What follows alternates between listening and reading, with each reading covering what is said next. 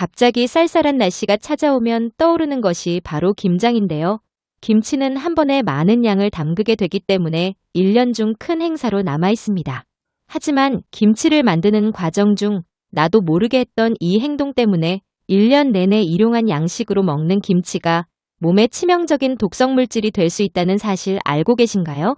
김치에 나쁜 독성물질이 들어가게 되면 많은 양의 김치를 계속 꾸준히 섭취하게 되는데 내 몸에 아주 안 좋은 결과를 가져올 수도 있어 제대로 알고 먹는 것이 중요합니다. 오늘 이 시간에는 김장할 때 반드시 주의해야 할 점 4가지에 대해 알아보겠습니다. 김장할 때 주의할 점 첫 번째는 생강입니다. 생강은 감기 예방에 특효이며 각종 요리의 양념 재료로도 쓰고 김치를 담글 때도 기본적으로 많이들 이용하시는데요. 그런데 이렇게 몸에 좋은 생강이 썩게 되면 아주 강력한 독성이 생겨 매우 위험하다는 사실 알고 계셨나요? 생강은 전분과 식이섬유소가 풍부하기 때문에 잘 썩는 편인데요. 생강이 썩으면 아플라톡신과 사프로이라는 무서운 독성 물질이 생기게 되는데 이는 미국 식품의약국과 미국 국제암연구소에서 사용을 엄격히 금지한 성분입니다. 아플라톡신은 인체발암 물질 1군, 사프롤은 인체발암 가능물질 2B군에 분류된 성분이며 몸속으로 흡수될 경우에 간세포를 급속도로 파괴시키고 괴사시켜서 간암 같은 치명적인 질환을 유발할 수 있습니다. 그렇다면 썩은 부분만 잘라내서 사용하면 괜찮을까요? 생강은 수많은 도관과 구멍들이 존재하기 때문에 여러 가지 독성 물질이 쉽게 퍼져나갈 수 있습니다. 이 독성은 물에 끓이거나 익혀도 사라지지 않으며 썩은 부위만 잘라내고 사용해도 매우 위험하니 아까워하지 마시고 과감히 버리는 것이 좋습니다. 표면이 물컹하거나 곰팡이가 핀 생강은 고민하지도 말고 반드시 버리는 것이 좋으며 김장할 때 썩은 생강이 들어가지 않도록 꼼꼼히 살펴보시고 주의해야 합니다. 생강을 썩지 않도록 신선하게 보관하는 방법은 흙이 채워진 빈 화분이 있다면 생강을 흙 속에 묻어두면 적정 온도와 습도를 유지시켜 오랫동안 보관할 수 있습니다. 또한 깨끗하게 씻은 생강을 도톰하게 썰어 하루 정도 말린 뒤 수분을 없애고 비닐팩에 싸서 냉동 보관해도 오랫동안 보관할 수 있습니다. 두 번째 주의할 점은 고무호수입니다. 대부분 가정에서 김장 재료를 손질하거나 배추를 절이기 위해서 수돗물을 사용하게 되는데요. 이때 고무호스를 연결해 물을 받았다가는 김치에서 역한 냄새가 나는 유해물질이 생길 수 있다는 것 알고 계셨나요?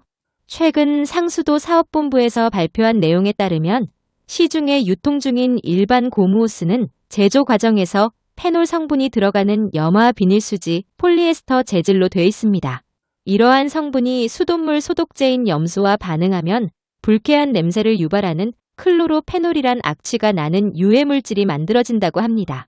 이 클로로페놀이라는 물질은 끓여도 냄새가 나고 유해 성분이 사라지지 않으며 많이 섭취하게 되면 구토와 경련 등 급성 중독을 유발하고 심하면 피부 점막과 위장관에 흡수되어 중추신경 장애를 유발할 수도 있습니다.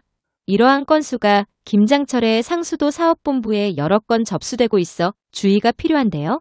때문에 김장 재료를 손질할 때 수도꼭지에서 직접 물을 받아 사용하고 부득이하게 호스를 사용해야 한다면 무취 무독성 음용 호스나 실리콘 호스를 사용하는 것이 좋습니다.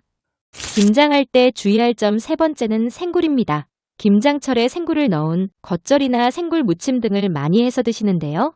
생굴을 마트에서 구매해 겉절이로 무쳐 드시는 분들이 생각보다 많습니다. 하지만 생굴 섭취 시 꼭 주의해야 합니다.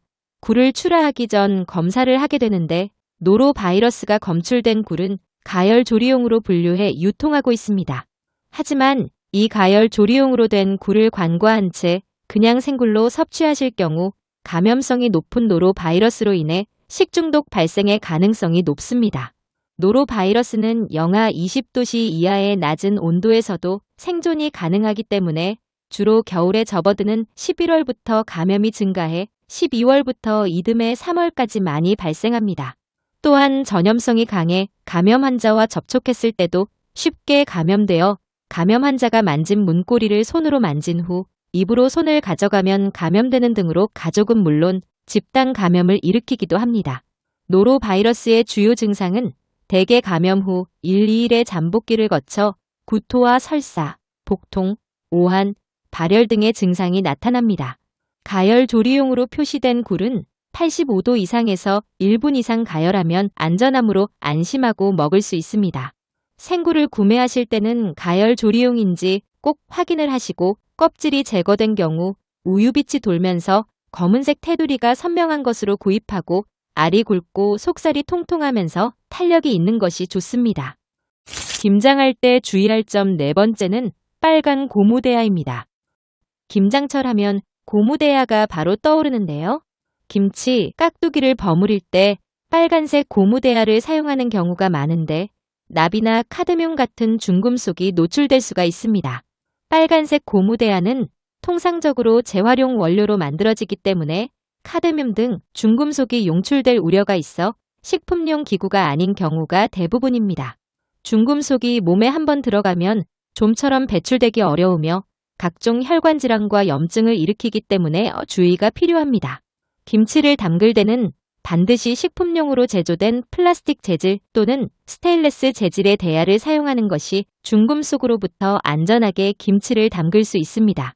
특히 김장용 기구를 구매할 때는 제품의 표시사항을 잘 살펴보시고 구매하시는 것이 좋은데요. 식품의약품안전처는 음식으로 섭취하는 식품용 기구를 구입할 때는 반드시 제품의 표시사항을 확인 후 용도에 적합한 제품을 구매하기를 권고하는데 식품용 단어 또는 식품용 기구 도안, 폴리에틸렌, 폴리프로필렌 등 재질명과 소비자 안전을 위한 주의사항 등이 표시되어 있음을 꼭 확인하셔야 합니다. 오늘 전해드릴 소식은 여기까지고요. 도움이 되셨다면 소중한 분들께 이 영상을 공유해 주시기 바랍니다.